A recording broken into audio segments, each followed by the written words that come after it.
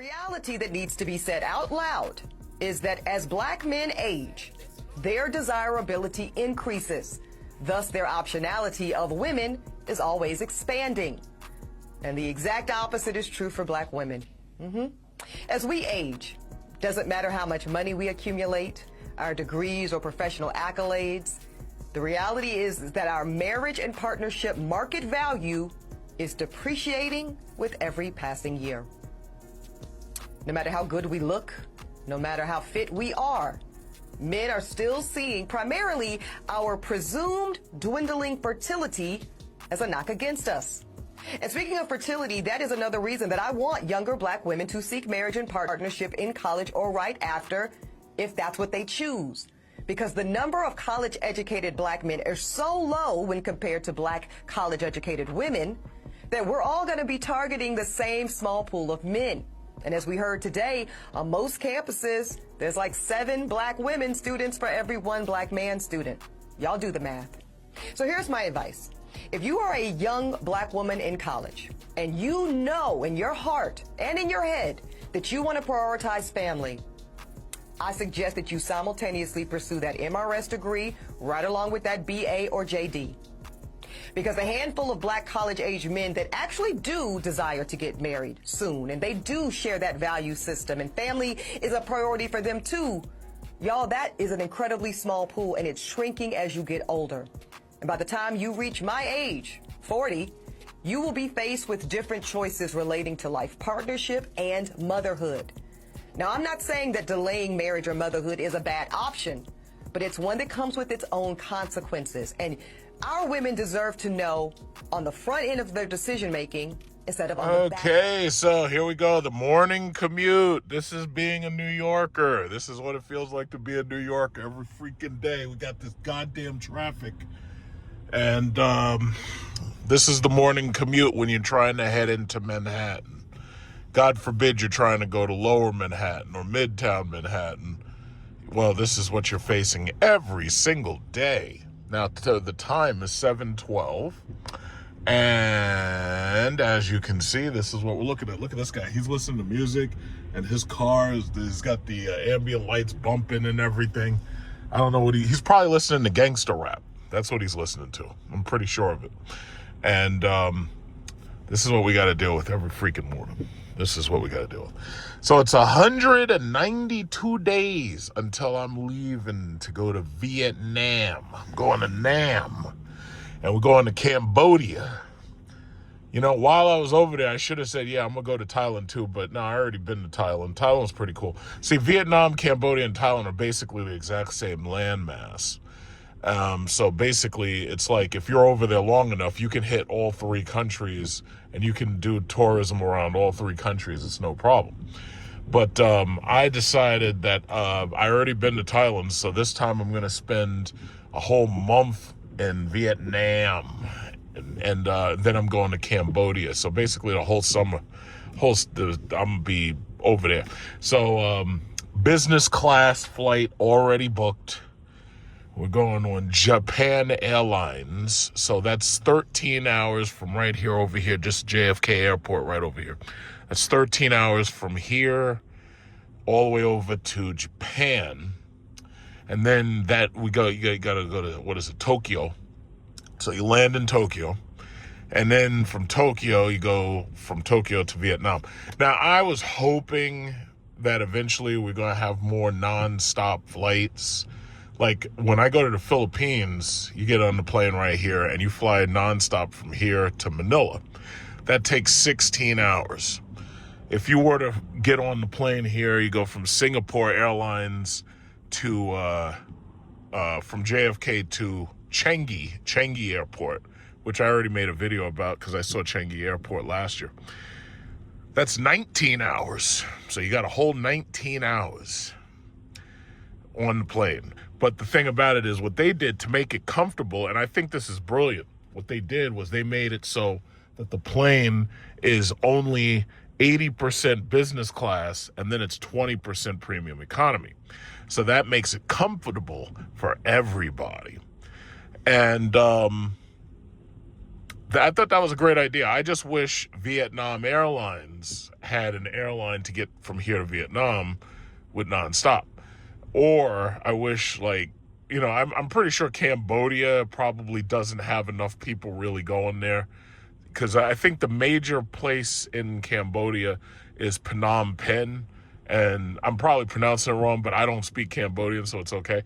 But I think a lot of Americans would go to Phnom Penh specifically, especially if they had a reasonably priced nonstop flight from here directly there. But at the time being, we just don't have it. So, it is what it is. But I can't, believe me, I can't. You can see what I got to deal with every freaking day. I can't wait to get the hell out of here. So right now, as you can see, my car is like driving itself, and this is one of the features I can't live without. You gotta have a car that drives itself when you're dealing with this fucking traffic. Super Cruise, on the GM Super Cruise, is really good because it doesn't put you into any dangerous situations. It keeps its distance, as you can see. It doesn't cross lines without permission, so you have to give it permission to be able to cross lines. And it can all it really is like a better adaptive cruise control. That's all it really is. Because Tesla's full self-driving, yeah, it can drive itself. Yes, it can park itself. But it's terrifying to be in that thing when it's driving itself, because, when people around you aren't all following the rules and you have people that refuse to yield, the problem is the computer itself can't anticipate that. And it could literally put you through an intersection and you get T-boned by somebody who's speeding. And they'd never yield. They didn't give a shit. And they would just fucking T-bone you and tear your car in half with you in it. So, it's really crazy. But I'm happy with a simple adaptive cruise control just that can handle this type of bullshit. This traffic, just handle this traffic every single day. I was reading a story that Waymo, the driverless cars that Waymo has, the traffic lights in part of California went down. The traffic lights themselves broke, and they went down or went offline. And the Waymos whoa, what the fuck? Goddamn stupid ass transit vans. I hate these people. But anyway, yeah, the traffic lights went offline, so the Waymo didn't know what to do. So it just sat there. It didn't know what to do because there was no traffic lights. Now, Tesla, their cars, like this one right here, this is a Model Y right there. I like the Model Y, but I can't deal with Elon Musk. That's why I'm trying to sell his stock right now. As soon as it hits 500, I'm out. Now, there are some people saying, yeah, when it hits 500, it's going to keep going to 550, but they're basing that on absolutely nothing. The people who say, oh, yeah, Tesla's going to hit 500 and then it's going to go straight to 550, those are the same people who are saying Bitcoin was supposed to be $10 million by now. But, I didn't believe them either. So, right now, Bitcoin's like $85,000 or something. So, that's still, it's higher than when it was zero, but the people who put their money in, they're trapped. They have to wait until crypto winter ends. They have to wait until the recycling of the whole, they have to wait until people put more money into crypto. The problem that they're going to have is that now everybody wants to put their money into AI. They don't want to put their money in crypto. They want to go to Palantir. They want to go to NVIDIA. They want to go to all these other, like AMD. They want to go towards AI. They don't want to put their money in Bitcoin, and they're just going to have to deal with crypto winter. There's a lot of people who got wiped out. There's a lot of people who borrowed on margin, which is something I never do. But there's a lot of people borrowed on margin. There's a lot of people who got wiped out, because they were thinking that they're going to be rich. They're going to the moon. They're going to Pluto. They're going to Mars. But it just didn't happen. So, they're just going to have to deal with that while I'm collecting dividends. But, yeah, this is, as you can see, this is what we got to deal with. It sucks. It really sucks. Really, really sucks. During the summer, traffic is still this bad. Like, it doesn't even matter what day of it doesn't even matter. It's always really, really bad. This is New York City, man. New York City. And as you can see, so they're building all these hotels. They got hotels everywhere. These are places you'd never want to stay. Like, these are places, if you were a foreigner and you came here, hopefully you came here with a tour bus and you came here as a group, because these hotels suck. It's like some of them, if you're lucky, they got pools in them, but there's nothing to look at all, you know, except traffic. There's nothing to look at. It sucks. You know, so it's like, if you really want to unwind, if you really want to go someplace to relax, Thailand, Philippines, Vietnam, Cambodia, Bali, especially Bali. Now, I didn't like their food at all, but Bali is very, look at this school bus, you're breaking the law. This guy, look at this guy. He's on the shoulder, look at that guy. I don't want that guy driving my kids nowhere. That motherfucker breaking the law. But anyway, yeah, if you want real peace and relaxation, you go to, what is it called? Bali. Because Bali is beautiful. Bali is calm, peaceful, quiet.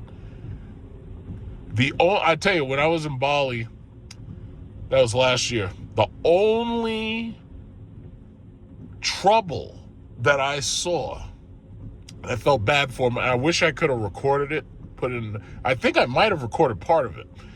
But there was a young brother. He was a passport bro. Well, not really a passport bro. He was just a black man traveling.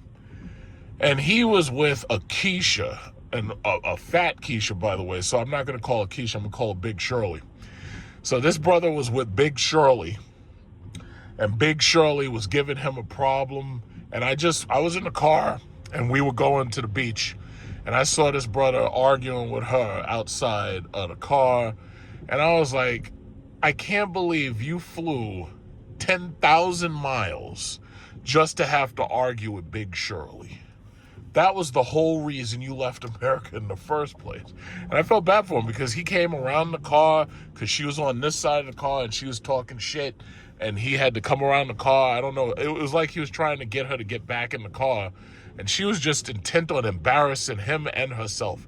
It's like, here you are, you're in this foreign country, and you're just absolutely intent on embarrassing us as a collective, us as just the two of you.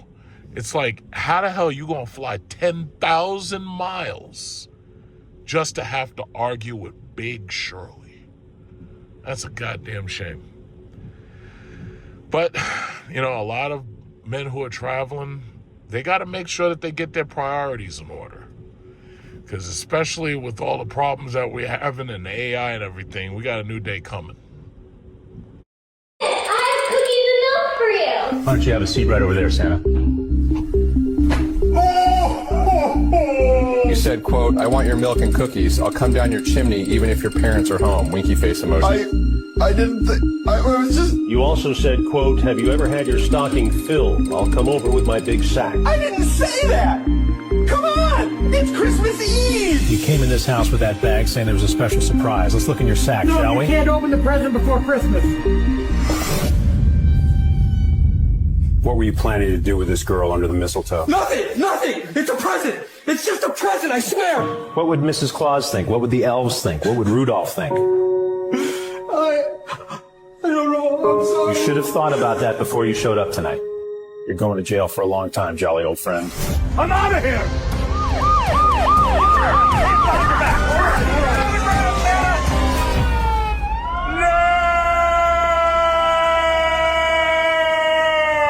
All right, so right now it's 3:44, so it's the end of the day, and I'm headed to Cadillac because one of the days near the end of the year, I'm gonna put the car in for maintenance, and that means I got to get a tire rotation.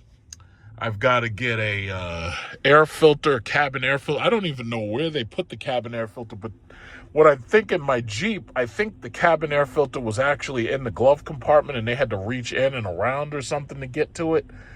But I got to get a cabin filter, air filter, because this one's 2 years old now.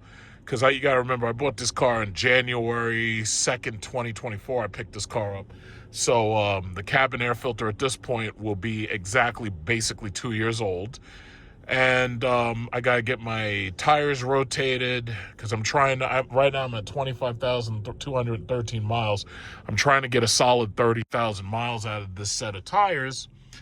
And I think is there anything else I have to have them look at? I think that's it. Because this car, I have to say, unlike those fucking Dodge and Chrysler cars, this car has been, I mean, at 5,000 miles, I had one glitch with my 12-volt battery system, but it solved itself. After that, haven't had a single problem. This is the only car I've ever had that's been this reliable for this long. I haven't had to do anything. I haven't had to get tires. I haven't had to do brake repairs. I haven't had to change rotors or pads. I haven't had to do oil change. There's no coolant change. I haven't had to do any of that shit. So I think I should probably spend about $100. Oh, and then there is another issue. I got to get my registration. I have to send in for my registration, but I have to get my inspection sticker. So the dealers do the inspection sticker for free. So I got to make a little list of shit for them to do. But other than that, this car has been fucking bulletproof. Like, I'm amazed. And it's weird because there's some people who I actually know, and some of them were interested in buying one of these Lyrics, and basically I guess they watch my videos, and this is like how they judge the reliability. But I have to say, my Hellcat, that shit go through fucking tires in like 3,000 miles. My Chrysler 300 SRT, 5,000 miles, I need new tires. Every fucking year I had to put new tires on that car because it basically grinds the rear tires to dust because there's so much torque. And you got a heavy foot, so even if you try to drive it lightly, the problem with those SRT cars is it's almost like the camber was positive or something, tilted inwards, and it caused uneven wear on the tires. So I always had a problem, even with my Jeep SRT. My Jeep SRT would go through tires like 1.5 years, but those rear-wheel drive cars, man, those things were horrible on tires. And then when you got to get an oil change, that's like $110 or $120 or whatever. I know some people change their own oil, but I ain't got time for that shit, so I just let them do it. Coolant and all that stuff, like for the Hellcat required twice as much coolant. Man, it's like those cars, man, those cars have come and gone, man. I barely see people on the road with them cars no more. So I'm going to hit Cadillac up, check them out, and find out, because I'd like to try to get the Vistic as a loaner, and if not the Vistic, I want to try to get the Escalade IQ as a loaner. Whatever they give me, I just want it to be something I haven't had before, so this way I can report on it, make my videos and everything. Look at this guy. This guy got an old ass ES300 guy sneaking up on me. All right, but anyway, yes, I'm on my way. I'm right there right now, almost. I just got the BMW dealer right here. Got these BMWs. I don't like BMW. I really don't. I don't like the way they look. The only one I kind of like is the i7, and I don't really like that either. That's the i7 right there. I drove that when they first got it. I mean, it was nice, but the funny thing is, the i7, what's weird about it is the i7, all the features that it had, the new Cadillac Celestiq has that, but they want $340,000 for that car. The BMW, they want $150,000, and they got a big 30-inch television in the back of it. I'm like, shit, I'd rather go with them. I'd rather get a Mercedes S-Class or BMW i7. So I get me an gigantic electric car, But I'm happy where I am. They're okay. Oh, Urus, they got a used Urus, all these used ass high-priced cars got a used McLaren. They always got used McLarens sitting here. All these Porsches, these things are boring. I don't like Porsche at all. Like, all these dudes getting Taycans. No, thank you. You can can my money, and you're not getting it. Oh, see, that's a Vistic they got. They got the Vistic sitting right there. I gotta go to the bathroom, too. I gotta pee-pee. I gotta go pee-pee. It's pinky. I gotta go pee-pee. Oh, I got a silver Lyric sitting there, charging. Oh, so the light bar on that. Oh, I'm sorry. That's a Vistic. My fault. I keep these fucking weird ass names. Yeah, I'm gonna go in there and just check and see if they can give me. I want to see if I can. Maybe I have to call them or something. So we'll just see what they can do for me. You broke up. Choose a new girlfriend, Aiko. Sit down. I made this with patience. Don't waste it. Aiko? Eat, baby. I cooked like 5 hours for you. Sophia.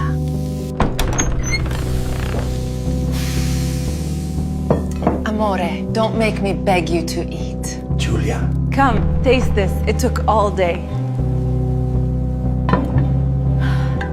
Amina. Be honest. Can you handle the spice today? Priya. Mon amour, you will eat with pleasure, oui? Camille.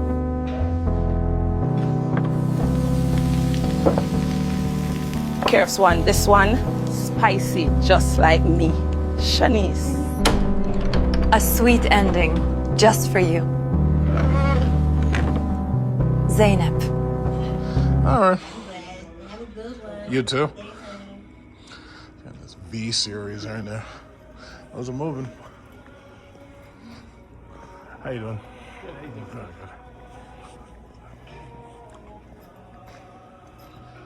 So you got this green one. You got this red one. That's that Vistic right there. Hey, Tim. It's gone. Yeah, so before I leave, gotta get that IQL into the photo. Oh, this is not the L model. This is the regular IQ. That's that regular Escalade truck. Everybody wants these things now. I was just telling the sales manager, the finance manager, I was like, yeah, man, it's amazing. Cadillac, you'll manage to beat the Germans. Mercedes and BMW, they got beat. That's amazing. This thing is nice. That is really, really cool. This the IQL. Everybody want this damn thing, but ain't nobody got that $150,000. You know, the lease is like $2,000. This is a hell of a lot of truck. It's a hell of a lot of truck. I was asking him, I was like, yo, dude, is there a way that you can lend me this as a loaner? And he says, yeah, just check back with him, and he's going to try to figure it out if we can work it out. And if not this, the Vistic. I'll take the Vistic. Yeah, I'll take the Vistic. No big deal. Yeah, see this one? They got the TVs in there, too. Yep. Got TVs in here. And they got that big old widescreen. This is the gas one. This is the Gascalade. This thing's a bus. This is the Gascalade. If he could lend me an Escalade, I'll take this too. But my car is only going to be in for like a day, max. It's not going to be in that long. I just don't know how many people are going to be online for their maintenance too. Yep. Yeah.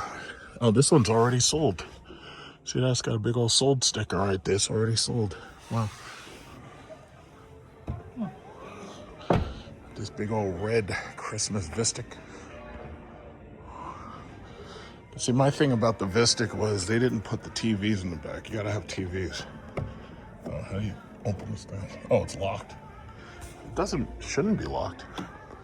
What is this? 82,000? Yeah, that's not bad. White interior. That's not bad. All right, I'm done. I did what I had to do. I'm get out of here. Gotta go do some Christmas shopping. Yeah, so I did everything I had to do. Got a person charging the Vistic. This is one of the dealer cars right here, I believe.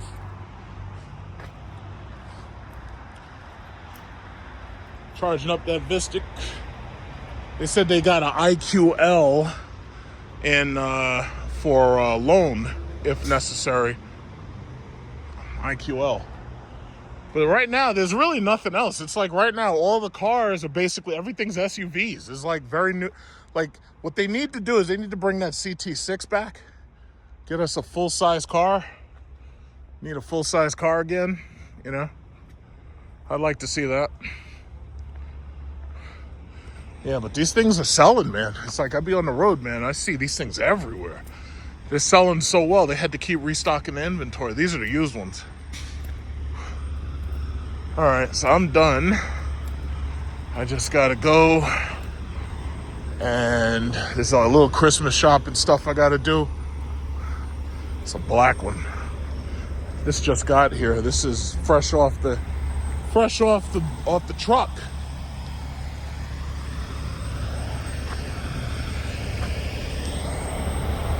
Look at this kid. Yeah. All right, I'm done. I'm out of here.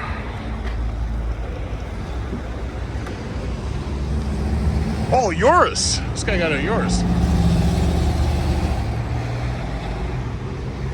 And a GT3 RS. No, actually, I think that said GT2. Anyway. All right. It's a hell of a lot of money for a Porsche just to get beaten by a Tesla. You're blitzing? What the? Sprinkles, get down! Oh.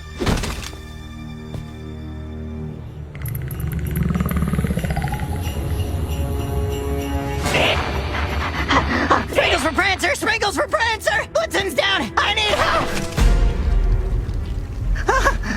No! No! No! No! No! No! No! No! Santa! Santa!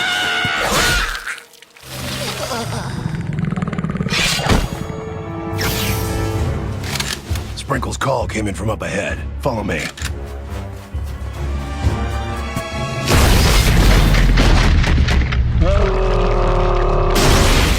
Prancer, no!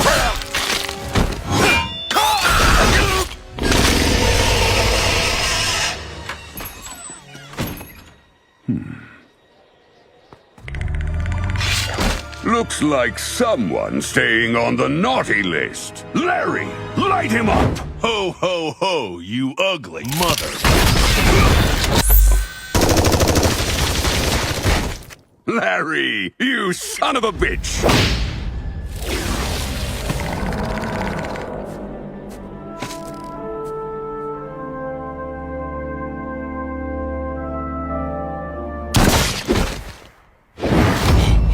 Sprinkles, you're bleeding.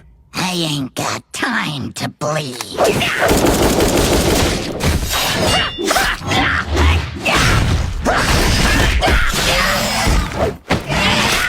Happy holidays, you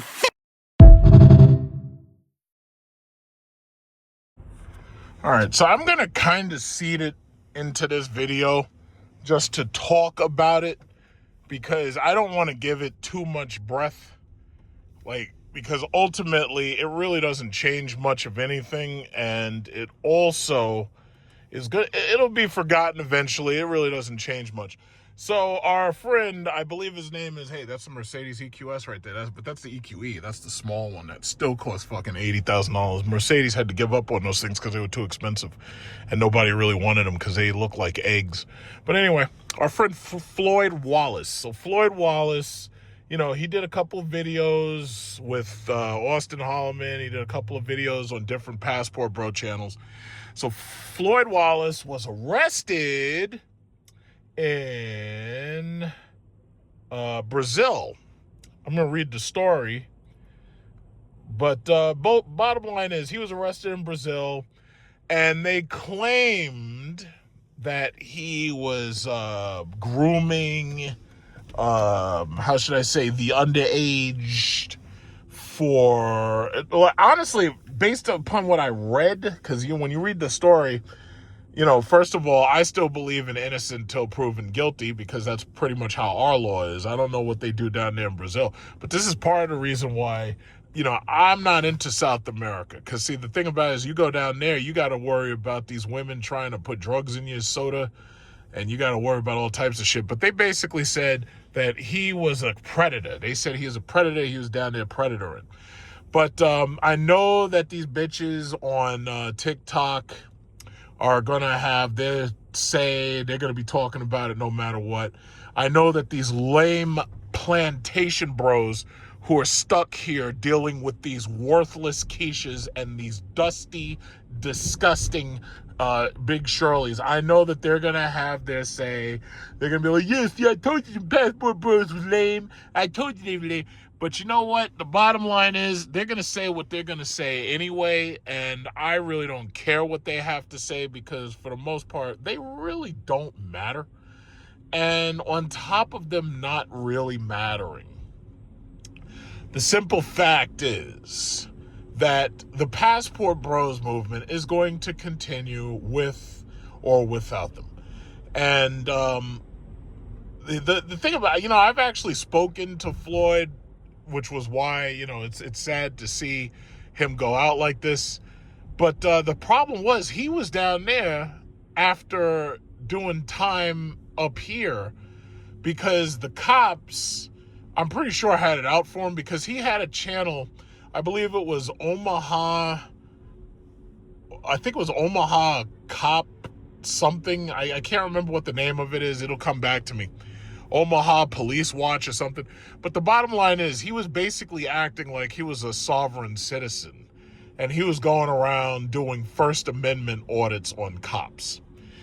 Now, me personally, I've seen people, like if the cops come and fuck with me, I'm going to talk to them in a certain way.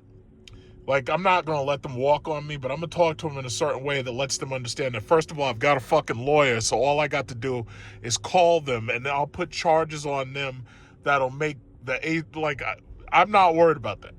Like, there was a line in that movie with Arnold Schwarzenegger that I put it in memory, but I'm having a time thinking about it.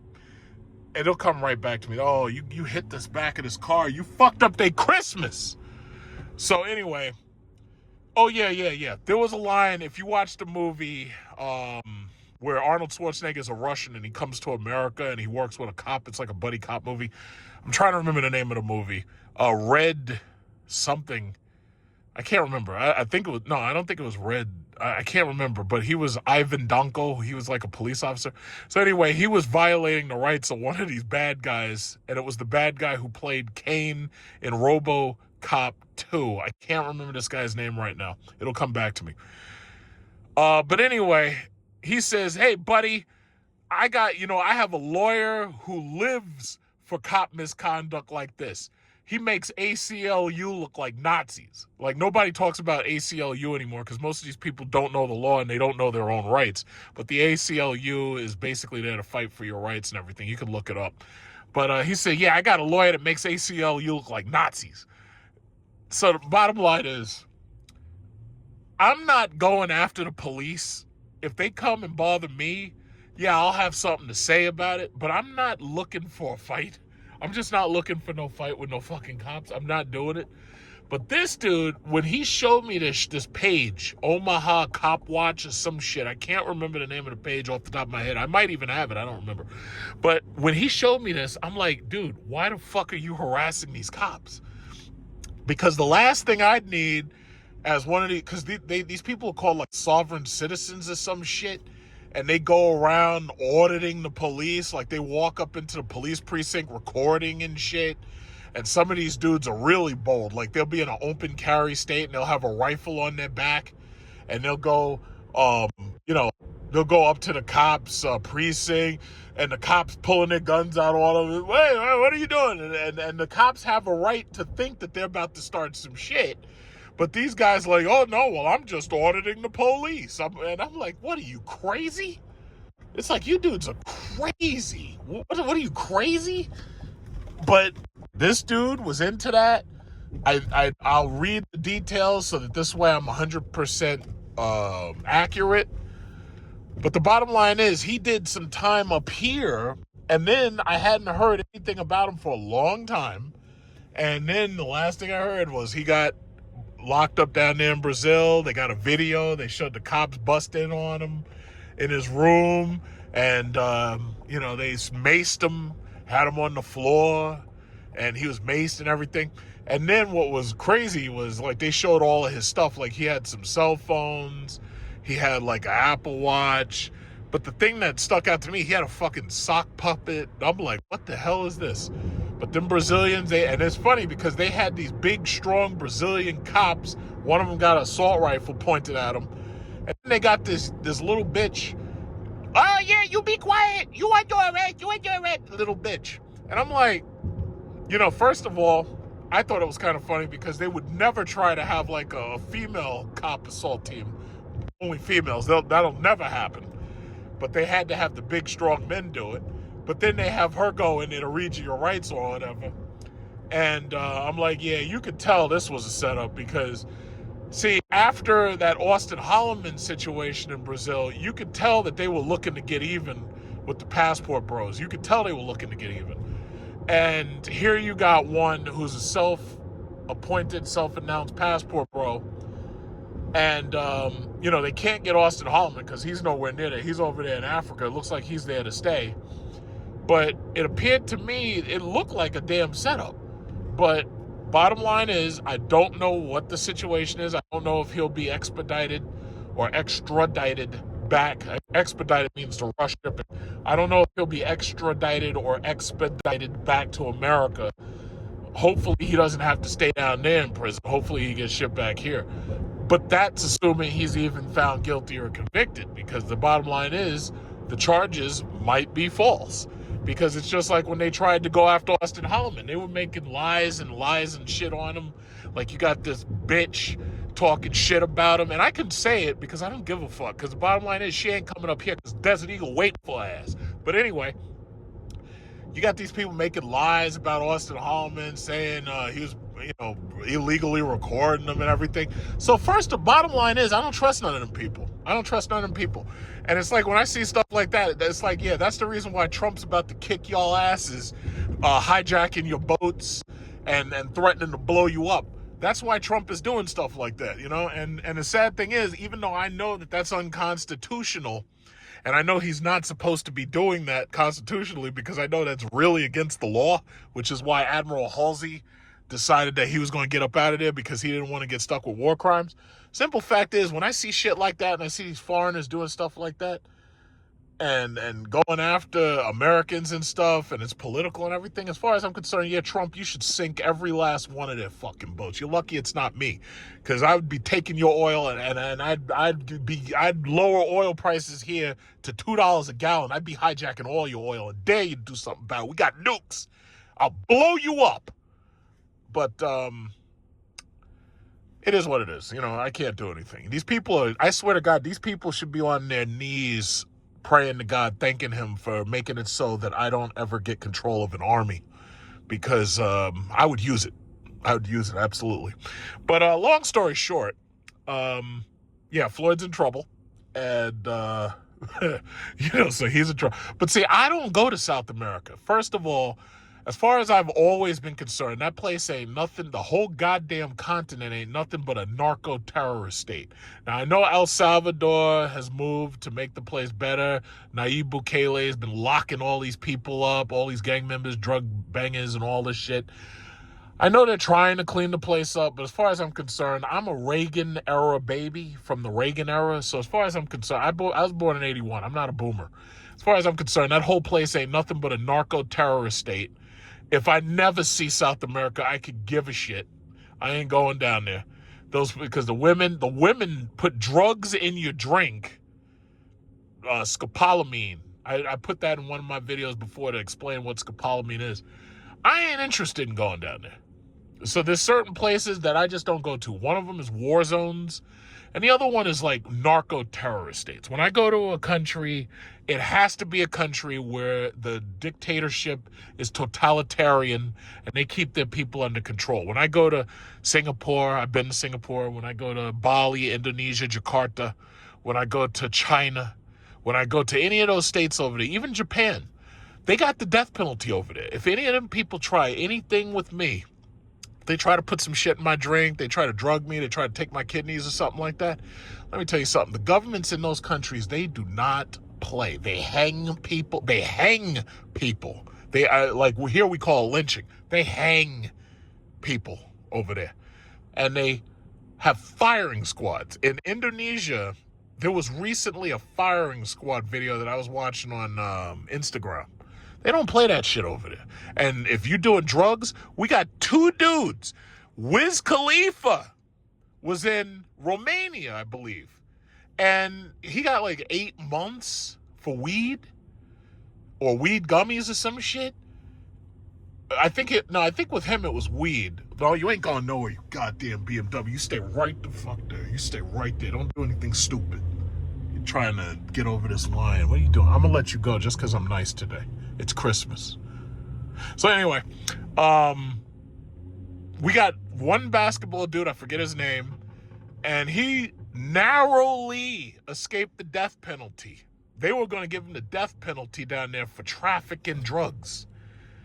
And I'm like, Wiz Khalifa and this other dude, I don't know his name. This is the reason why I'm very discriminatory about who I call a passport bro and who I don't. If you're there looking for love, marriage, and wives and shit, you're a passport bro, especially if you're a black male. But if you're going down there on some bullshit, you're taking drugs with you and you're trying to fuck with these people's laws and stuff, and yo, I can't call it, you ain't no passport bro. Now, the problem is that you're going to get labeled a passport bro just because you're a black male traveling, and you're going to get labeled a passport bro whether you're a passport bro or not. Especially if you were to put a tattoo on your leg or your arm, you're going to be a passport bro label. That's the problem. You're going to be labeled a passport bro no matter what. But my thing is, I can't call these people passport bros if you're going to do some stupid shit, like go to these people's countries and fuck around with drugs or mess with their children. Like, I can't call you no passport bro. So as far as I'm concerned, you're a transport bro, and I'm just going to keep it moving. But it is what it is, man. I'm going to read the story, though. Here we are, Christmas Eve. And I'm getting things done today. So, I'm just going to charge my car. Since today is Wednesday, so usually I typically charge my car on Sunday and then typically on Wednesday. But I do a lot of driving through the weekend, so usually I basically charge like 3 times a week, especially with the winter, because the reality of owning an electric car is electric cars are really no different than gas cars in the use of energy. Because, see, a lot of people don't seem to get the fact that, yeah, they, when they do that remote start in the morning and they let the car run in order to heat itself up and everything, that costs energy, right? Now, look at this guy. This guy just got here, so he's planning on using this. Unfortunately, that charger, even though these things are brand new, that charger right there, Mirabelle, is down. So I'm guessing it's down for service. I don't know. Mirabelle's down for service. I'm not sure how long it'll be down, how long it'll take them to repair it. But, yeah, unfortunately, that one's down. Usually I end up getting a charge on Mirabelle, but apparently it's down right now for service. And what I was saying was, when you have a gas car and you use the, what is it called? The remote start. When the car is heating itself up, like my car, when you remote started it, it turns on all the heated seats. It turns the air conditioner up to max because it's going to defrost the windshield and it's going to do all that stuff. But that costs energy. So usually the best way to do it is if you're at home, if the car is plugged into the house, then you won't use energy so much out of the battery. You'll be using the energy directly from the house. And for the most part, that might cost you about 1,500 watts. That's basically 1.5 kilowatts. And our cars are 100 kilowatt hour batteries. Like this car is a 100 kilowatt hour battery, and it does 307 miles on that 100 kilowatts. Long story short, if you remote start your car regularly, you let it run for 5 to 10 minutes, because usually they have a cutoff at 10 minutes, you're going to eat away at your fuel. It's no different than an electric car. An electric car is going to eat away at its energy, but the difference is how quickly you recharge that energy. So the people who have gas cars are obviously less efficient. By any measure, gas cars are less efficient. By any measure, and that's just simple physics. The majority of the energy from a gallon of gas is lost as heat, and it's not even used. Like, the car is idling, and the majority of that energy is actually wasted. With an electric car, it's way more efficient. That's part of the reason why you see guys like this taxi driver with all of these Fisker Oceans. That's the reason why they chose to have electric cars. It's because they're so much more efficient, and they're able to probably save a little bit more money in energy costs. Because, that Fisker, if that car was a gas car, that car would either have a 4-cylinder or it would have a V6. Chances are they would make the big mistake that I hate. They would put a twin turbo 4-cylinder or a turbo 4-cylinder, or they would put a twin turbo 6 or a turboed 6, like either one turbo or two turbos. If they do that, now you got to use premium fuel. Now, Trump I saw him on the news. The gas prices, this is like a holiday, the gas price is going down. Yeah, but guess what? Gas price is still fucking $4 a gallon. Like, I'll take you by some gas station. You can see what they cost here. So the first thing you'll probably try to reply is, oh, well, you're in a blue state, so that's why gas prices are so high. Bottom line is the gas price is fucking $4. So you could talk about why. I'm talking about it. This is what it is. So, the gas is basically $3.83, $3.93, and some of the stations I've showed you are more than $4. And I'm like, how the fuck are you still charging $5 for a gallon of gas? And they try to get away with that in these wealthy neighborhoods with old people, because most of these people, they don't really notice how much they're paying for gas, because a lot of them are, retired, wealthy. Some of them don't notice. They just pump the gas. They don't care.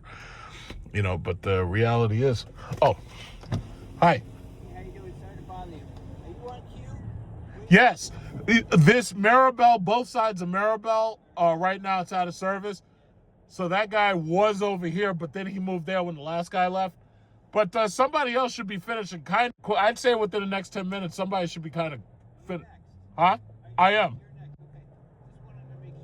Yeah. Yeah, you too.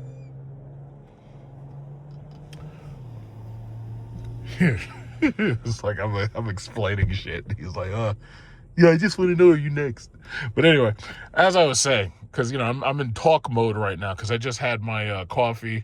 And this guy is basically passively aggressively saying, excuse me, just answer the question. I asked, are you next? Well, you should have just said that. I think this guy's finished. This guy has a car that looks just like mine. I think this guy's finished. See, I had some really good coffee this morning. I make my own coffee. My coffee is amazing. And as soon as I have my coffee, about 10, 20 minutes later, I can't stop talking. It is what it is. I should go into business making coffee, but that YouTuber, Graham Stephen, he tried that. That shit went backwards and sideways, and he got out of it as soon as he could. But, what was I saying? Yeah, so my thing is, I enjoy having an electric car. Once my free charging ends in January, I will never have to come back to one of these things. This car right here, I will only use in the city. So I can go drive wherever I want in the city, come back home, charge, go to sleep, wake up, full battery. I won't have to charge at these stations. But I have gas cars. My Jeep SRT, for example. I'm going to eventually put more money into it, and I'm going to upgrade it a little bit, do some repairs on it. I would like to change out the muffler system. I would probably get a Borla or a Corsa exhaust system. Nothing too loud, because as you know, they're giving out $1,000 tickets for people with exhaust systems that are obnoxiously loud. So I'm not deleting any mufflers. I'm not taking any of that shit out of my car. But I will probably get a better or upgraded muffler system. Something not too loud, but, just something that just sounds a little bit better, because my muffler's old. That muffler at this point is 10 years old. This is 2025 going into 2026. That car is 10 years old. So I'm definitely going to upgrade that. And I'll do it in time. I'm not in a rush. You know what I'm waiting for? I'm waiting for my $7,000 from Trump, because he said that we're getting a $5,000 Dodge check and we're supposed to get a $2,000 tariff check. So I'm just waiting for my money. As soon as that money comes in, I'll go right out and get my muffler system. So I'm going to keep checking my mailbox. And as soon as it comes in, I'll do what I got to do. But, so this is Christmas Eve, December 24th, 2025. This is Christmas Eve. Not a drop of snow. We had snow last week. Then it turned to nothing but rain, and now it's a cold, dry day. You see that Five Guys, man? Let me tell you something. Five Guys got some serious burgers. They got some serious hot dogs, and their fries kick ass. Like, I love going to Five Guys. When I woke up this morning, I had breakfast, so that'll keep me satiated until later.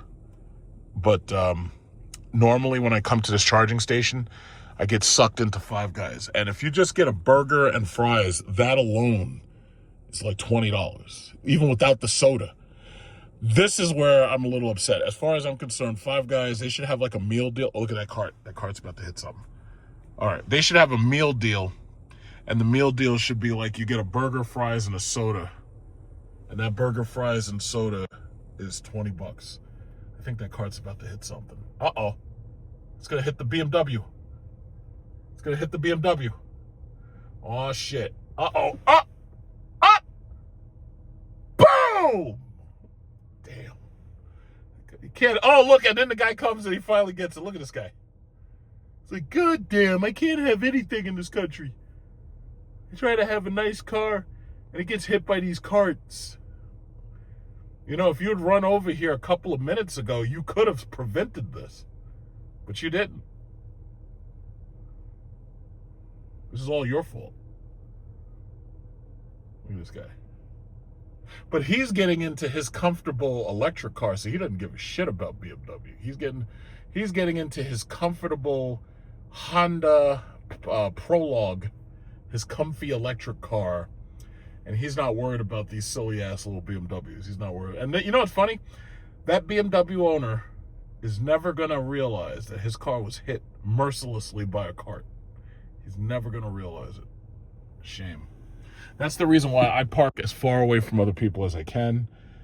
You know, I park away from the carts. I park as far away from people as I possibly can because, you know, these carts are dangerous. Look at this lady. Look at this lady right here. These carts are extremely dangerous. You know, these carts will mess your car up, and then everybody is blind. Nobody sees nothing. It's like, hey, what happened to my car? I don't know. But I didn't see anything. Look at this guy. I think this guy is finished. So now I shall pull up, and now I shall charge. I don't know what it is with these gold chains. Why is it that these people feel it necessary to have all these gold chains on?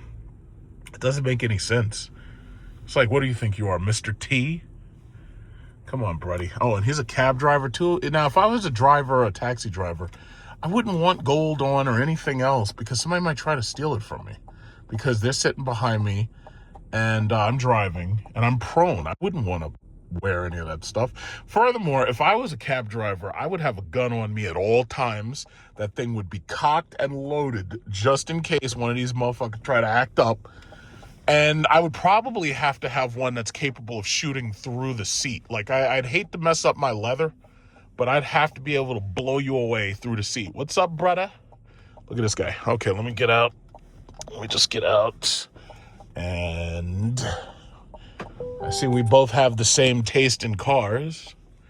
Okay, let me get out and charge this thing. Yeah, so this guy's got the same silver with white interior.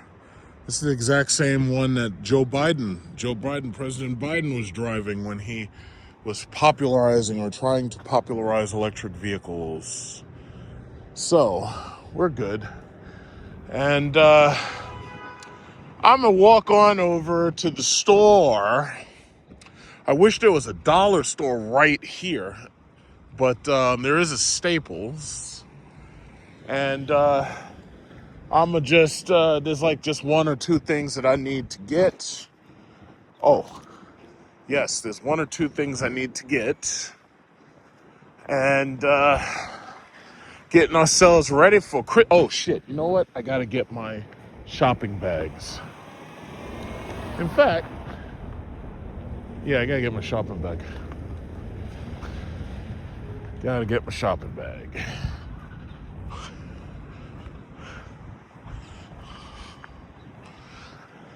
Yeah, so this guy's over there with the Prologue. I always forget what the name of that thing is. There's so many names that begin with P.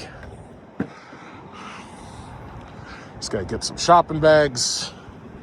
Go in there, see what they got. Yeah, just one. I just need one shopping bag. I'm kind of thirsty. I think I'll take one of these drinks too. Something to drink. All right.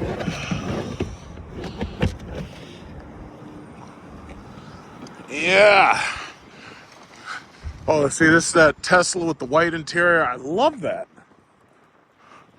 I just don't like Elon Musk, you know.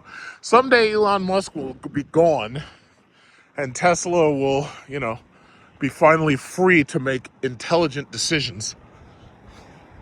You know, if they keep all the politics and shit out their mouth, they should be fine, you know. But that's just how it is, man.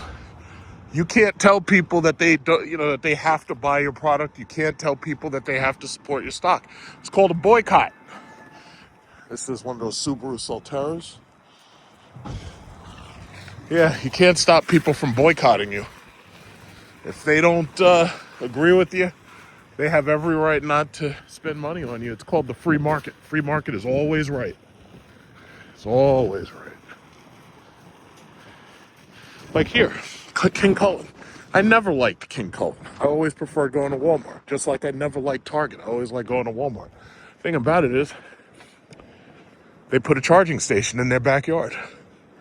So they gave me something that other places didn't give me. And because of that, you know, I shop there. Other than that, I wouldn't shop there. And see, as much as I'm happy to see that there's a new charger, unfortunately, the way they install these things is always going to cause issues. So you got two on this side, you got one on the other side. You got these guys lined up. So you got this Toyota, this Honda, you got like, what is it? 1, 2, 3, 4, 5, 6 lined up. Unfortunately, this charger right here is down. So you've got two that are down. You got that one working. And it looks like they're starting to get a little bit upset. And I'm finishing up my charge right now on this machine. So this guy had to pull forward because his charge is on the opposite side.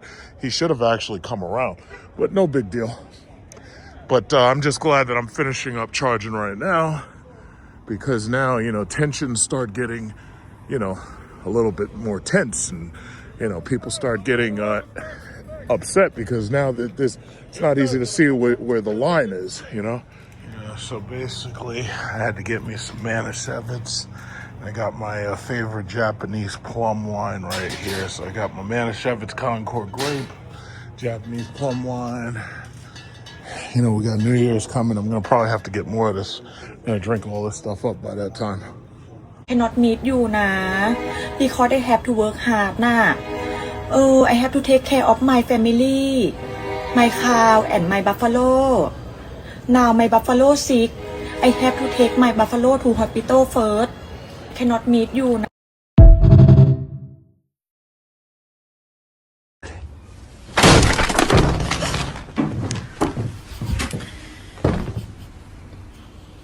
Ding dong. Well, today is December 27th. It is Saturday morning, and we just got, I believe, our first snow of winter, because the first snow that we got actually came right before winter, which would have been the 21st. That's the first day of winter. Since then, we had like some sleet, but we hadn't had like snow like this, you know. And I'm out there in the morning. Takes me about 20-30 minutes to clean off my car, and then I got to clean off the Jeep, and then I got to shovel and everything. So that takes about a good 30-40 minutes, give or take. But I do it pretty quickly, and then you got to throw the salt down and everything. I'm up here watching these females trying to do it, and it's like, hey, where's the bear at? You should ask the bear for help. You know, they said they choose the bear, but apparently the bear don't shovel snow. So, you know, it's like, and the snow wasn't very deep. Right now it's soft, but the problem is you got to get it up as quickly as possible, because the shit loves to freeze over if the temperature drops, or when the temperature drops.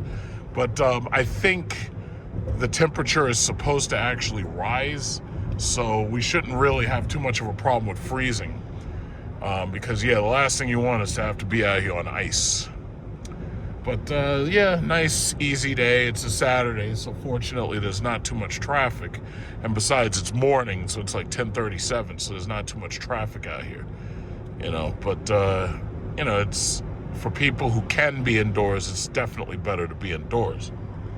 So we had a pretty good Christmas. I showed some pictures in my community chat. I bought some nice gifts. I got some decent gifts. I usually end up spending way more money than I receive, but, that's just what it is. But we had a good time. We had a very good time. And I usually start paying off whatever bills I've accrued on the weekend. So this morning I knocked out my Christmas credit card expenses. And this way I make sure I keep my credit score 850, But at this point, almost New Year's, as I've outlined, you got the Trump changes to the student loans and everything. So for a lot of people, they're about to get themselves garnished, A lot of people are going to get garnished up front, but a whole lot of other people, they're going to get garnished by not getting a tax return, or they're going to see it taken right out of their taxes. Because the government do not play about back taxes, they do not play about student loans, and they do not play about, child support. They don't play about them shits. They get that. They get that one way or another. That's why the smartest thing you can do as building your career, building your finances, make sure you stay away from all that shit. If you take out student loans, pay them shits off. If you got child support, well, you're fucked. For 18 years, you're screwed. So there's nothing I can really say about that. But yeah, you just gotta take it easy. Case in point, look at this right here. You got this chick right here trying to clean out that car all by herself. This is what happens when that I don't need a man.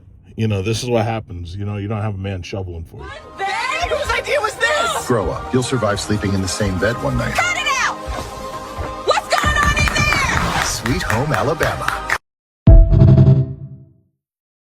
Here we are, Fogo de Chao. So I've got a birthday dinner to attend. So basically, I'm just arriving here at the Fogo de Chao, and gonna get that beautiful Fogo Eater salad bar, get our eat on in a minute. I see everybody else is just getting here, so yeah, I'm it's still early, I guess. So I guess there's not a lot of people here just yet. It's still early, which is cool. It's always nice to get there early. I'm gonna get some drinks. They got that nice strawberry hibiscus drink. I love that. And I love this salad bar. This salad bar, this is the type of place where if you like salad, this is the type of place you gotta go to. You gotta come here for the salad. The salad bar is fabulous. All right, let's get up in there. That restaurant that's right behind this Fogo de Chao is Passion. That's that Italian restaurant that I keep showing everybody online. I've had friends who've visited me, and when they came up here, in fact, Demonology, Herman, when him and his brother came up here, we went to that Passion, and we had pizza there, and that pizza put their asses to sleep. It was so good.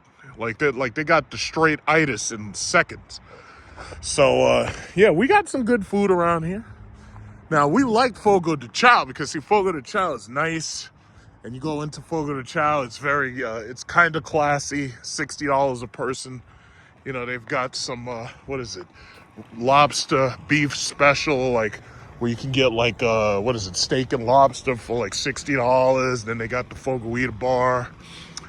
Weekday lunch is $20. So you get the salad bar, and I believe you get the meat service, because we love the meat service. They come around slicing the meat and everything.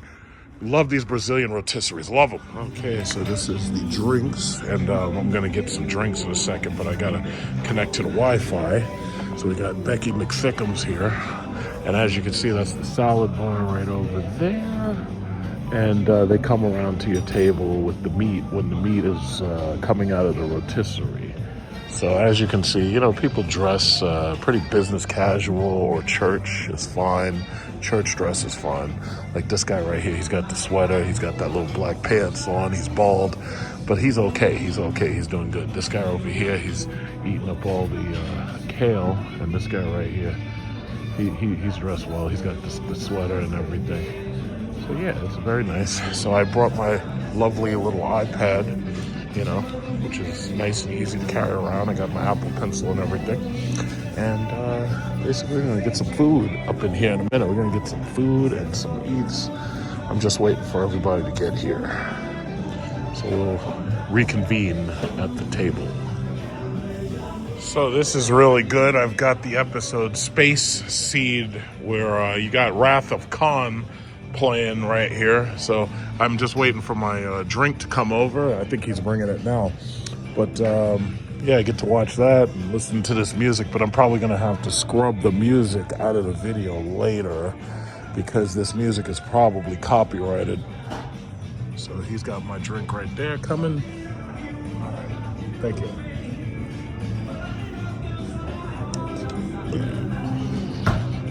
Yeah.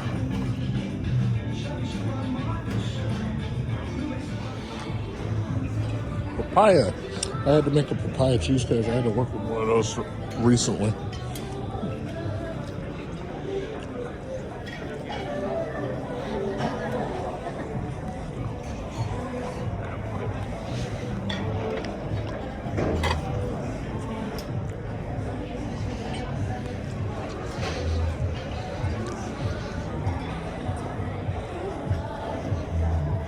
Citrus chicken salad. I want to try that.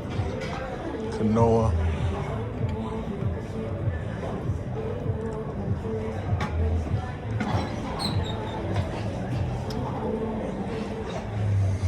Pear and arugula. I'm gonna try some things I haven't tried before. A lot of fruit here. So this salad bar is fantastic. It's like, if you had a family dinner and you set up a salad bar like this, you got pear, arugula, citrus chicken, you got different types of lettuce and everything. This is how it is like when I go away to Maldives and they have like a salad bar. And then they also have soup over here. They got soup, bacon, they got waffles, they got the soup right there, they got rice, got some Jell-O shots or something, fruits there. It's kind of like the all-inclusive at Maldives, Papaya, mushrooms, cheese here. Yeah, really nice. So when you go to the tattoo place, you have to tell them what you want. Thank you. Tell them what you're thinking. Today's Lamb Day. Oh yeah. I'll take one more. Okay. No more? Yeah, one small little. Small? Yeah, very small. Okay. All right, thank you. Yeah, I'll take one more.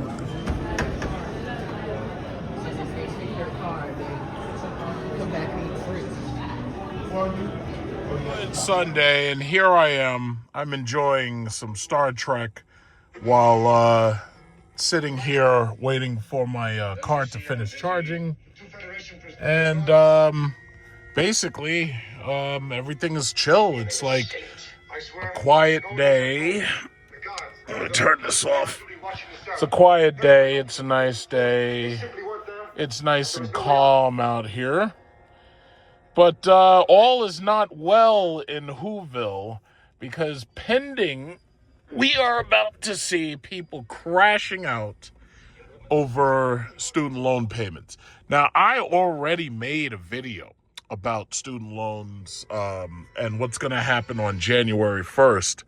But I think that maybe I was understated. I think the crash out is going to be much, much, much, much worse than I initially anticipated.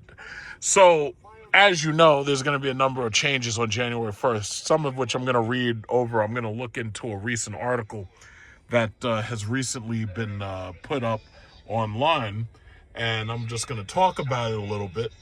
But I really think that the crash out is going to be unbelievable. So here we are.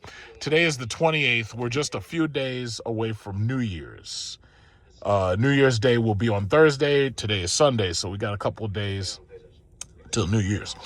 And the sad reality is a lot of these people have the money, but a lot of them have brushed their student loan responsibilities. They've just brushed them aside, and they've decided, yeah, I'm not going to pay. But what they don't seem to understand is Big Daddy government don't play with you.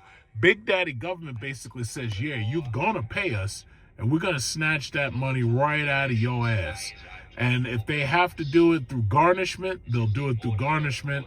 If they have to do it through taking your tax return, they will take your tax return. They're not playing with you, and that's the bottom line. And I know a lot of people hate the fact that they're finally going to be held accountable for those student loans. Because, see, they voted and prayed to Joe Biden, thought that Joe Biden was going to rescue them, Joe Biden was going to save them. All the while, I was saying, listen, it's not going to happen. There's no way that the government is going to discharge $1.8 trillion worth of student loans. It's not going to happen. You can't discharge that kind of money. There's no place to discharge it to. So I always knew they were screwed. And I tried to tell people, I was like, listen, yeah, you need to be paying on your, your interest, at least principal if possible. But a lot of these people, they didn't care. They just let those loans continue to compound. They let that interest continue to compound. They let that unpaid principal continue to compound. So these people are screwed. Now, what was sad was when I think back in retrospect, a lot of these people, they were mad because the student loans on their records made it so that they couldn't quickly take out loans to buy these cars, luxury cars. They made it so that they couldn't quickly take out money when they wanted to buy a house. They couldn't do either one of them. And now, not only can't you buy a car, not only can't you buy a house, but on top of that, now you're about to get garnished. And what's sad is a lot of these people don't even know what garnishment means, but they're going to find out. And I said, there's no shame in my game. Back when I graduated from college, I had a 530 FICO score. It was like 500, 520, 530. My credit was shit coming out of college. And I had to go without credit cards for a while, and I had to start paying on those loans. And now here I am sitting today. I got me an $80,000 electric Cadillac. I got an 850 credit score. I got my houses. I got my stock portfolio, which is growing every single day thanks to this tech bubble. And the thing about it is you have to build yourself. You can't, see, sometimes, what do they say? You got to crawl before you walk. I crawled, and now you're going to crawl. So as you can see, there's a number of stories that have just recently been logged. The first is ABC 11, says student loans payback 2026. Borrowers will see wage garnishments start in January on defaulted education loans. NPR, federal student loans are changing. Here's what to expect 2026. Student loan borrowers in default could see wage garnishments beginning in 2026. Now, if I sort by date, 10 hours ago, student loan debt 2026 from Finger Lakes. Millions will have wage garnishments this month. So let's look at that one, because they're basically all saying the exact same thing. But let's see. It says student loan debt 2026. Millions will have wage garnished this month. Now, what's interesting to me is that they put a picture of a man with a ball and a chain around him.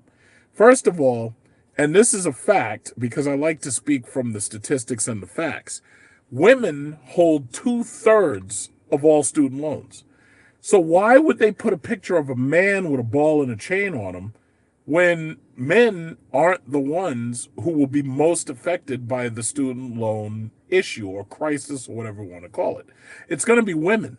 All those women who are spending all their money right now, wasting their money on getting their fingernails, making them, they got these long, stupid looking nails that are raptor claws like they're goddamn velociraptors from Jurassic Park 2.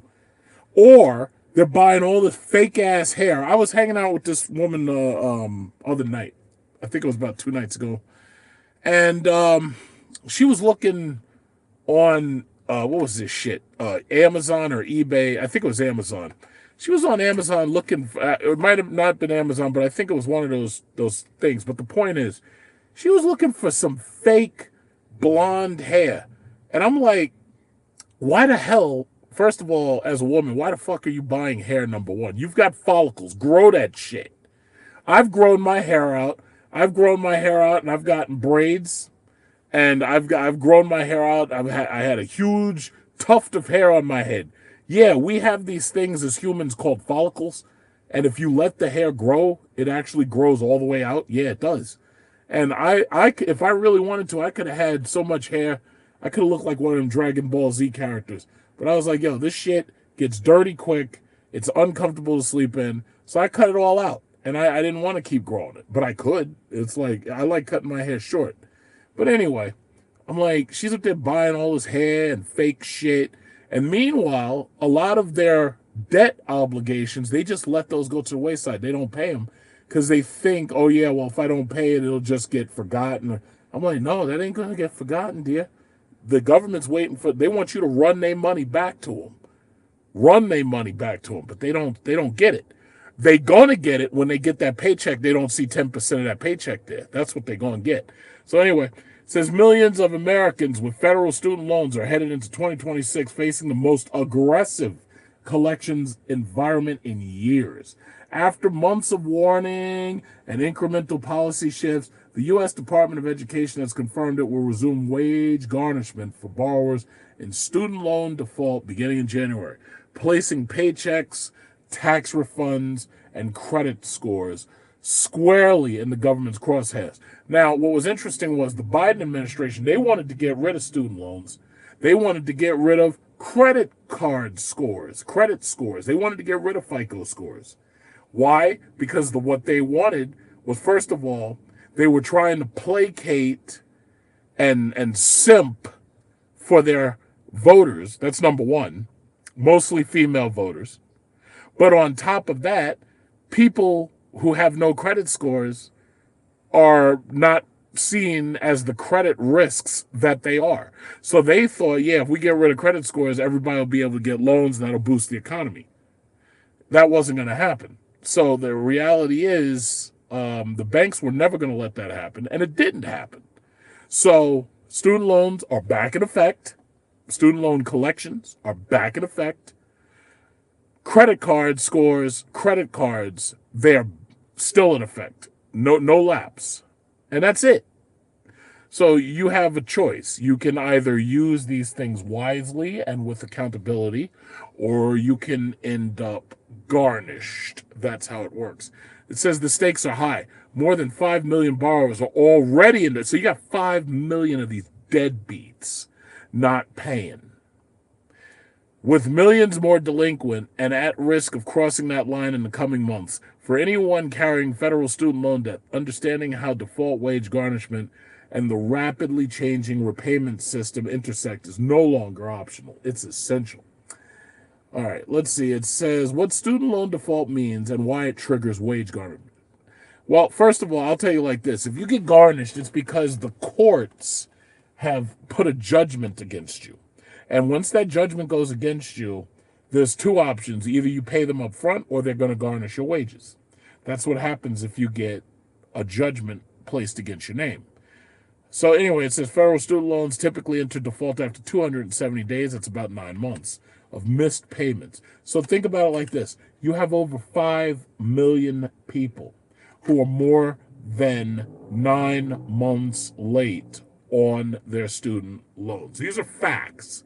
That's the reason why I like reading these news stories, because these are facts. You can't dispute it because these are facts and statistics. You can't dispute it. Once that happens, the federal government gains extraordinary collection powers that do not require a court order. Holy shit. So it says for borrowers in default, the government can garnish up to 15% of disposable wages. Typically, it's 10%. In my state, New York, I believe it's 10%, but they're saying 15%. So you're in trouble. Seize federal tax refunds. So all you people who worked all year and you thought you were going to get all of that tax money back on your tax return, no, you're not. They're going to snatch that. They're going to snatch it. I want you to take your hand and reach out, and I want you to put your fingers together and pinch them and go, snatch! Snatch! All you women who right now, you online and you shopping for all that bullshit fake ass hair, snatch! All of you women who are right now, you might be listening to this and you at the nail salon and you getting them ugly ass nail jobs. Because now I've seen some cute nail jobs, but when you get them long nails that are stupid and you can't even type because the nails are so long, snatch! Snatch that, snatch! They're going to reach up in you and snatch. You see what I'm saying? Do that with your fingers. Put your thumb and your middle finger together. Go snatch! Give me my money. Give me my money. That's what the government's saying. They said, give me my money. Where my money? Where my money? Snatch! Okay, what else? It says report defaults to credit bureaus. So on top of snatching your money, they're going to report it to the credit bureau that you're in garnishment. So the credit bureaus, you know what they're going to do? They're going to take your credit card, your credit card score, your FICO score. Snatch! Snatch! Snatch! They're going to snatch it. Offset certain federal benefits. Now that one, I think some people should really be worried about because even I don't know what they're talking about. But I would imagine that if you're getting welfare of any type, you're about to get snatched. So anyway, it says, unlike private debt, federal student loan collections move fast and unilaterally once wage garnishments start. It can continue indefinitely unless the borrower takes specific documented steps to stop it, which they're not. And even if they do, the government going to get their money. Collections were effectively paused during pandemic-era relief and subsequent policy uncertainty. That pause is over. In 2025, the United States Department of Education restarted credit reporting and tax refund seizures. Wage garnishment is the next escalation. According to federal data cited by multiple national outlets, more than 12 million borrowers are either delinquent, 12 million, goddamn. These people don't pay their bills, or already in default, creating what advocates describe as a looming default cliff. At the same time, repayment options have narrowed. The Biden-era SAVE repayment plan is ending. Courts blocked or delayed several income-driven repayment pathways. Hundreds of thousands of borrowers have had income-driven repayment, which is called IDR, applications denied or stalled, according to court filings and reporting by CNBC. The result, borrowers falling behind faster with fewer safety valves and wage garnishment waiting at the bottom. How wage garnishment for student loans works. Before wage garnishment begins, borrowers are legally entitled to a 30-day written notice, often called a notice prior to wage withholding. The notice explains the amount owed, the intent to garnish wages, the borrower's right to inspect records, the right to object, request a hearing, or enter repayment. Critically, the government only has to send that notice to the last known address on file. If your contact information is outdated, you may never see the warning before money starts coming out of your paycheck. Okay. So it said 5 steps you should take immediately. I'll just shortly read them. I don't have to read the whole thing. I think you get the point. You're screwed.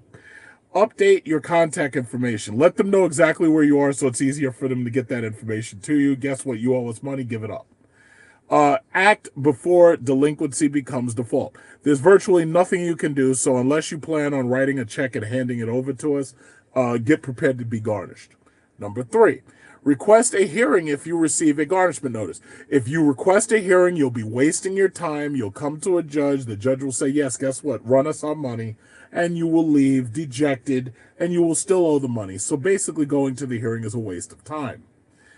4, explore discharge eligibility. Unless you're handicapped recently, unless you're an amputee recently, unless you're a war veteran recently, you get ready to run that money back. It's just that simple. Get ready to run that money back. Okay, 5, cure default through rehabilitation or reconsolidation, or consolidation, I should say. Now, this is what I had to do. When my loans were in default, now this was back in 2008, 2009.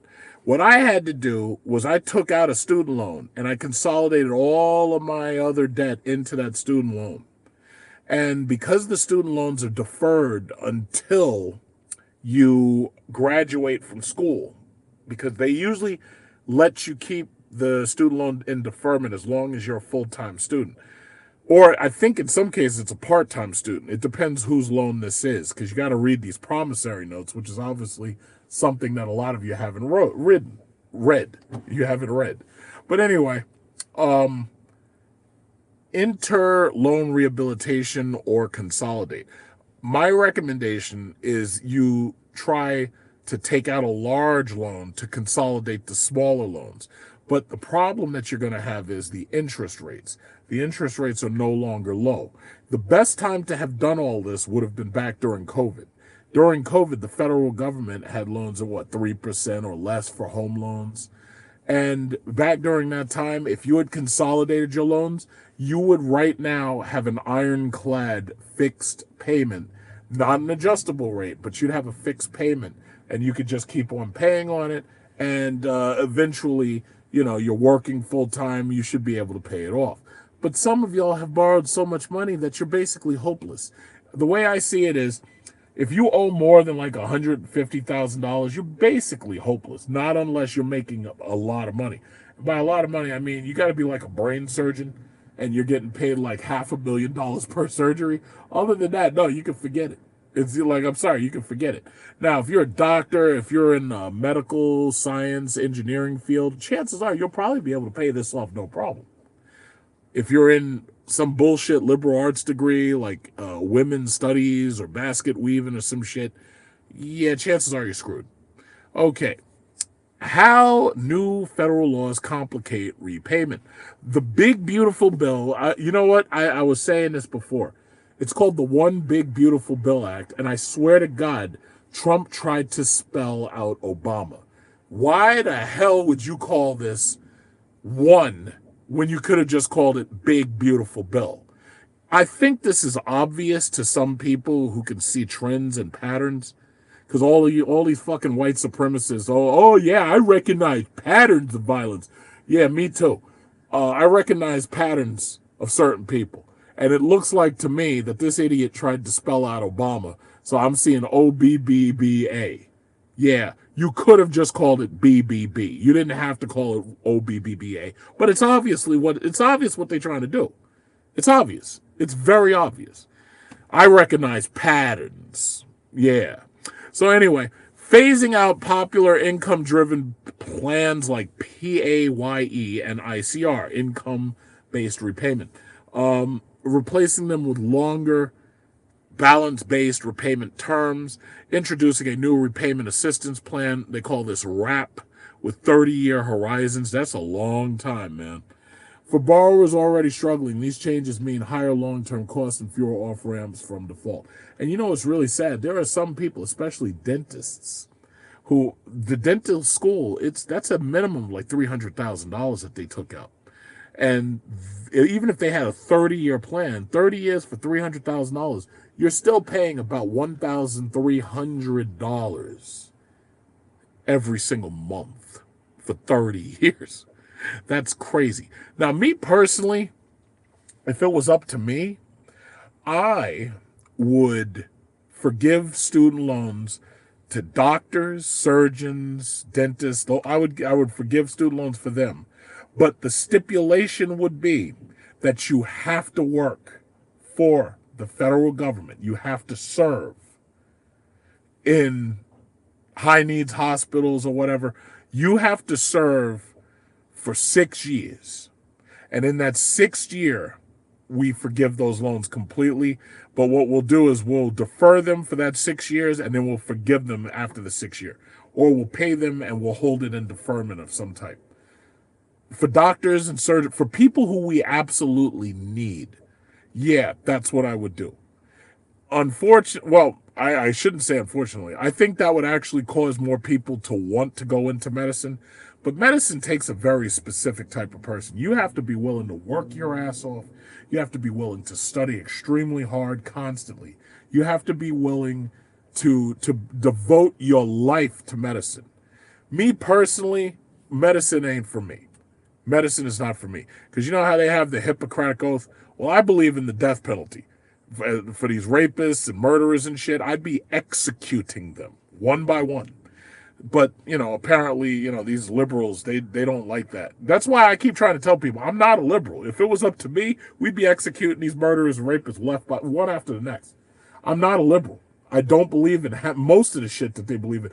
I am pro-life. I'm not a liberal. Now, even though I talk negatively about these bullshit fake-ass Republicans, and I also talk about these bullshit fake-ass Democrats, I recognize that these are both two wings on the same bird. So the reality is, I'm on neither side. But, as soon as one of these people with their heads up Trump's ass, as soon as they hear you talking bad about them, they jump on and try to, you got Trump derangement syndrome. It's like, Trump derangement syndrome goes both ways. It can also apply to people with their heads up his ass. Oh, you got Elon derangement syndrome. Yeah, that can go both ways. It can also apply to people who thinks Tesla cars are shitty built and they fall apart and the Cybertruck is ugly. So it doesn't necessarily have to be derangement. I really don't give a fuck what you think, honestly. I give a shit. But I do like to explain my way out of corners because, it's the lawyer in me that, But anyway, why does this matter? Student loan default does not just hurt borrowers, it ripples outwards. Of course it does. Because first of all, when these people get their money snatched, not only can't they spend it, but on top of that, they're going to probably end up going deeper into debt on credit cards. But it says wage garnishment reduces household income. I would argue that these aren't households anymore. These people ain't living in no house. These people aren't married. These people don't have children. I would argue that, these are people who are sleeping in their mama's basement or sleeping in their daddy's attic. These are people, because my ex-girlfriend, she got herself some big student loans. And guess who's not paying them? Me. Now, I don't know what she's doing to pay her student loans, but come January 1st, she going to be doing a lot. She's going to be doing a lot. Like here, when you have an ex-girlfriend, you have to check in on her from time to time just to make sure things aren't getting any better. So anyway, credit damage limits, housing, and job mobility. Well, credit is the way banks measure whether or not you're a trustworthy person to lend to. If you're not a trustworthy person to lend to, then they shouldn't be lending to you. It's just that simple. Tax refund seizures hit families hardest during inflation. Well, guess what? You've got two big problems. One is inflation. The other is these stupid tariffs that Trump has put on incoming goods.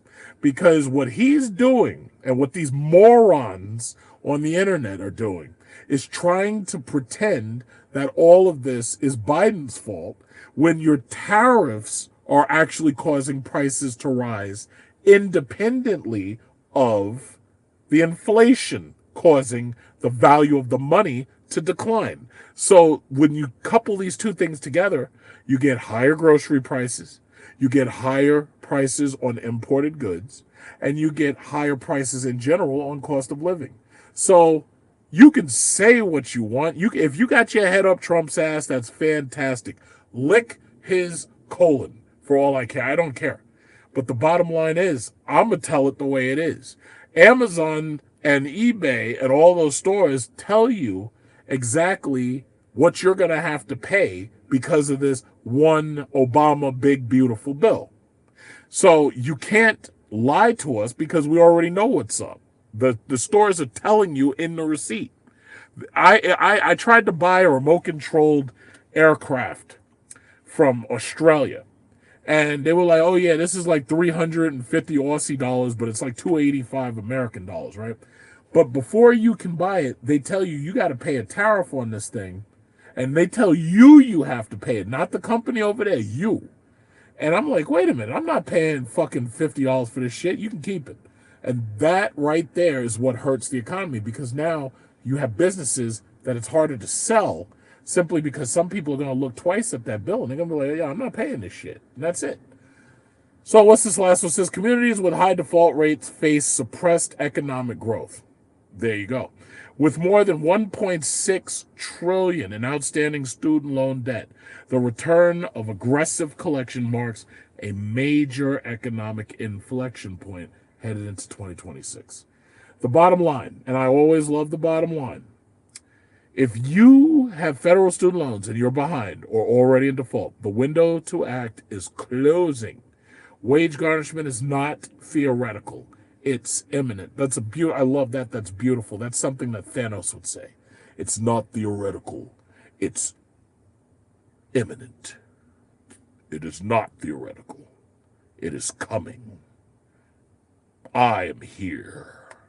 But anyway, it says ignoring the problem won't make it go away, but early informed action can still prevent the worst outcomes. For borrowers, the message is blunt. Know your status, know your options, and move before the government moves first. So that's the story. There's no way around it. You're about to get snatched. There's no way around it. So you have two options. You can either figure out a way. Logically, the best thing to do is figure out what kind of repayment option do you have that has the lowest possible interest rate. Unfortunately, now that interest rates are high, the lowest possible interest rate might still be high. But the bottom line is consolidation is probably your best bet. But then you're going to have to put as much of your money as possible towards paying down these loans. Because I had to do it, and if I can do it, you're going to have to do it. That's the bottom line. I had to work 3 jobs. 2 of those jobs, one was writing online, the third one was being a YouTuber. I had to apply all of that money towards my student loans, and I paid my student loans off 10 years early. So what I'm saying is, if I can do it, you're gonna do it. This is not an option. This is written. This is what it's going to be. This is imminent. You're gonna do it. Otherwise, you're going to get your dimes snatched because there ain't nowhere you can work where you can hide that money. You remember how Trump was talking that bullshit about no tax on tips? And you remember how he was talking all that bullshit about no tax for servers and stuff like that? Well, guess what? A lot of y'all are in default. So, yeah, you may not get taxed on your tips, but the federal government's still going to take that money from you for defaults and repayment. They're going to get you one way or another. So if you don't pay it up front and you're not making those payments, interest and principal, you're about to get hit. And that's it. That's the story. That's it. So how's your day? What is on your screen, sir? What is on your screen? To be continued.